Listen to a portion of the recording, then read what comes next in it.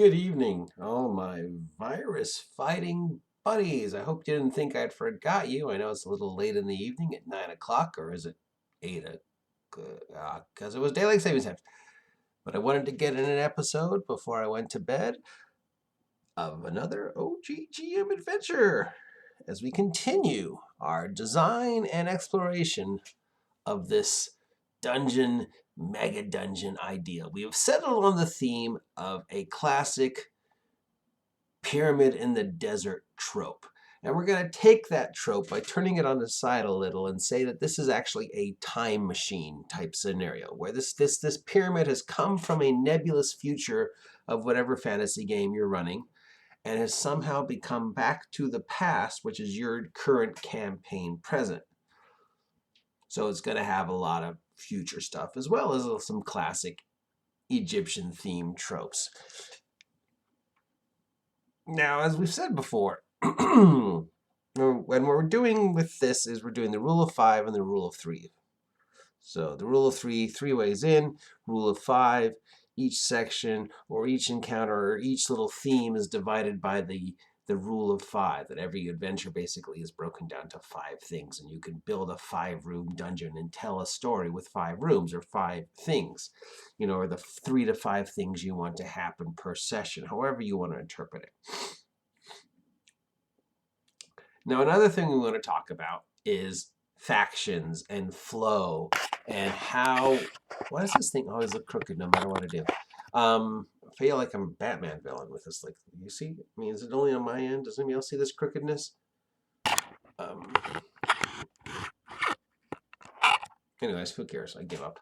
I'm just going to be a Batman villain. How does that work? How does that idea of flow and change work in a mega dungeon? How do you keep track of that idea that things are going to change? And there's these factions, and the factions might interact with each other or work against each other, and player characters can use this to their advantage or disadvantage.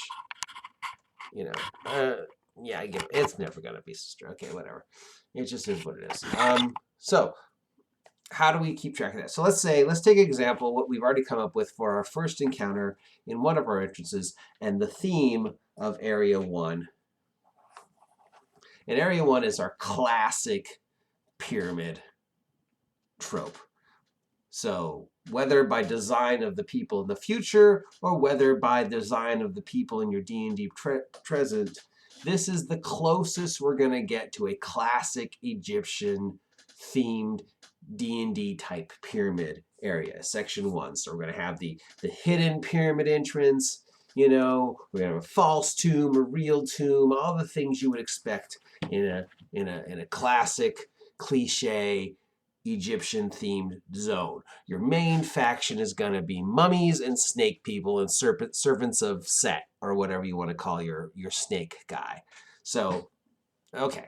So, and our first big encounter, because we want to also mess around with the rule of inversion and maybe have like the boss encounter or one of the really big encounters be one of the first things the party runs into instead of one of the last. And then, of course, as well as giving them a reason to go on. Because when dealing with a mega dungeon or a returning dungeon type scenario, and that classic idea from the old first edition days where the dungeon was the entire environment and the people would constantly be returning to the dungeons, you have to give them a reason why to want to keep going back and see how their actions are changing the dungeon as they go through it. Ooh, I think I got it. So, yeah. So we can, with the reasons are going to be supplied by either things they encounter in the dungeons or NPCs out of the dungeon, who will give them reasons to keep going back and keep going further, other than just sheer curiosity of just the infinite weirdness of a mega dungeon. They just want to see what's in there, what can they get, can they find the secret of time travel, or, can they defeat the final big bad in the center, except we're going to use the rule of inversion and not have the big bad in the center. They're going to run into the big bads really early on because that just changes the environment. So, okay, let's say they go in and they run into, a chamber. And in the chamber, there's, Anubis people, Jackal Man. So Jackalmen. They have the fight. They defeat the Jackalmen. Now in a static dungeon, the Jackalmen are gone. The room is empty. If they come back to that room, if they don't come back to that room, if they never think about that room ever again, it doesn't matter because it's static. That whole section is static. That whole dungeon is static. It's a one-shot, one and done. Once you go through, you're not going back. And if you are going back, well, you know, it's not like it's a big deal. Oh, okay, let's go back to the Keep of the Borderlands. Whatever it is. No, you killed everybody, so whatever. But this is fluid. This is changing. So once those, whatever, we're going to say, you know, in our hypothetical, they've gone in and they've killed this area of Jackalmen and they've continued exploring, or they've left and they've gone to resupply or whatever, or they've completely, you know, just kind of like moved on and forgotten about this area, and then maybe they're going back, maybe they think they missed something, maybe they found a secret door, whatever. Now in a static dungeon, that room would be empty. But this is not a static dungeon. There are factions and there are flow. So how do we come up with what has happened, why they are gone, and what has happened, you know, so what will they run into when they return? First, how long has it been? How much time has passed? Has it been a day, an hour? So once you know, how that much time has passed, and what you want to do is every time a scenario like this happens where a room is cleared out and they might or might not come back, you just write down the day and time, So today is the 8th. So 3/8, 2020 in the little margins of the dungeons at, 9:14 p.m. the party killed these guys. And so that's in your little margins and your little notes, and you can erase that room or take the little sticky note and replace it or whatever, or change whatever. But now you know this is the time that the count starts. So, and how much time passes? Every long rest is an increment of time. And you can go to what I do is I go to the 99-cent store and I get like one of those cheap calendars, cheap small calendar. And that's how I keep. Every long rest is another notch on the calendar. So 1 day, 2 day, 3 days, a week, a month, a year. And so when they go back to that room, you can check how much time has passed since they've been there. And then you can see if their actions further on might have affected the area, or you can simply roll random wandering monsters.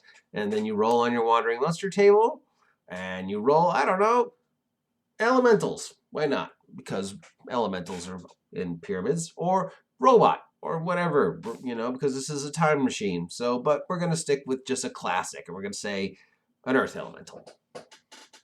An earth elemental has chosen this room, chosen this area for its place to hang out and do its earth elemental stuff. So that's how you start.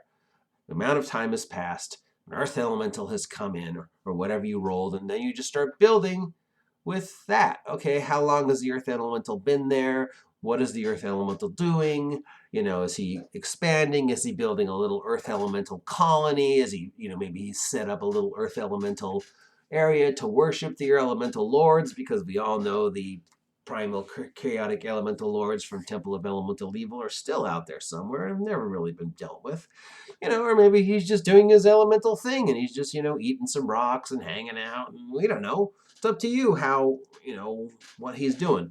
But when the party comes back, now the place has changed because the earth elemental is there, and the presence of the earth elemental changes the room as the earth elemental goes around and just carves things out to make space for its larger form, and maybe it makes some friends with some other things that it's going to have a symbiotic relationship with, like, hey, fungus people, come over here and hang out in my newly designed earth elemental grotto that I'm carving out, because you can help me out by acting as alarms, and I can help you out by providing you with the things the fresh dirt and the fresh stuff that you need to eat.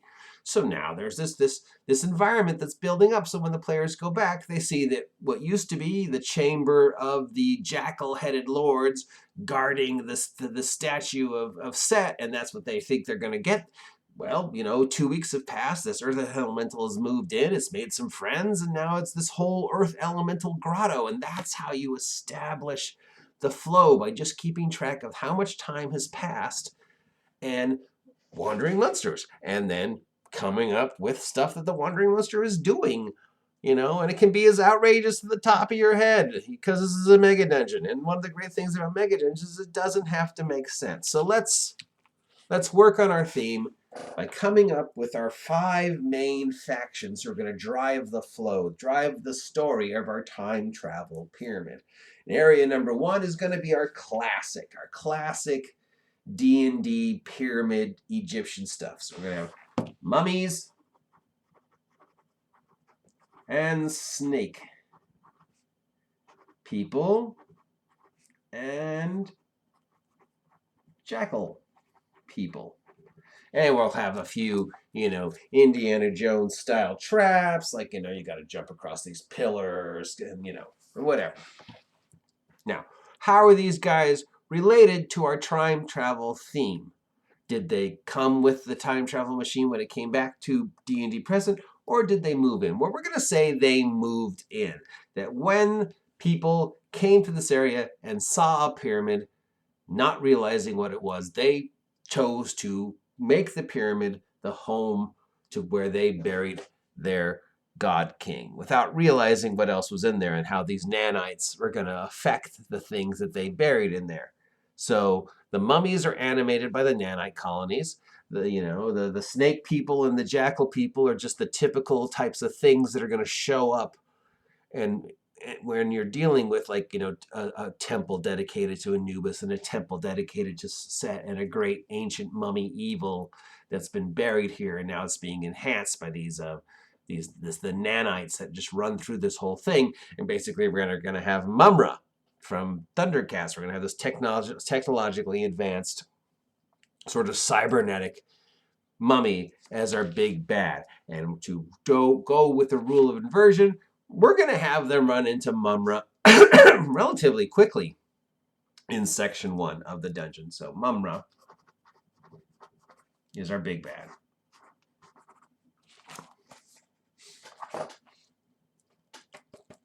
In section 2, we've already said what section 2 is. Section 2 is going to be elementals. And section 2 is fed into by the entrance where we put our sand doppelgangers in their little cave complex and their little weird pouring the sand into things' mouths to make their sand things. So we're going to have the advanced sand people in here. We're going to have these weird sand shamans that they've made through their weird ritual and the chamber of the weird ritual. And our main faction in here is going to be elementals and fungus. Elementals, fungus, and sand golems. So this area is going to be much more natural because these things have just sort of carved stuff out, just knocked walls down, and because this is a future thing and the guys who have been in here haven't been in here yet, we can start playing with the future stuff. Like maybe this was a shopping mall in our future building because, we have the businesses, then we have the offices, and then we have the living quarters if we're going to use that, triangle idea of the perfect living area of shops, businesses, living quarters, or shops, living quarters, businesses, whatever. A very Blade Runner-ish cyberpunk idea. So this might be a shopping mall. Why not? We're going to make it a shopping mall because that's just weird and fun. And, it'd be interesting seeing, them like fighting something and it tries to dunk their head in the nacho machine, or it's armed with a ski pole because this is from the future. So who knows? So it's a shopping mall and there's elementals and fungus and there are sand constructs that have gained semi-sentience and the sand shamans. And our big main bad guys are going to be these, elementals who just sort of come here through the rip in the fabric of space-time, and we'll have a little, summoning portal in there too. So that's faction number 2. And obviously faction number 1 and faction number 2 are going to interact with each other, and they're probably not going to get along because these guys are kind of all represent nature and order and elementals, and these guys are all like undead and infected, and they represent chaos. So these guys are going to be button heads, and here in our shopping mall and our businesses. And then we have the running theme of shopping mall businesses. You know, we can make it like the Akibara in Japan, and then we can just throw in a few other things like some cleaning robots and some stuff from the future, and just a few small separate areas that have nothing to do with the story, but just because it's a mega dungeon, you can throw in that weird shit. So that's number 2. So number 3 and number 4, if this is our shopping area, and this is our living quarters, or this is our work area, and this is our living quarters. Either way, I mean, you know, which way makes more sense? To have the living quarters on top of the shopping center, and then the office is on top of the living quarters, or the office is on top of the shopping center, and then the living quarters on top of the offices. Probably that. So this is going to be our offices of our 2 and labs. So remember, so one area is going to be our time thingy, our labs that resulted in this thing going back in time. And the other area is going to be the labs and businesses and offices of whatever it was they were doing before they got into weird time travel stuff. And we've already decided that it's nanites. So what these guys made in the future were nanites. So this area is our nanite labs.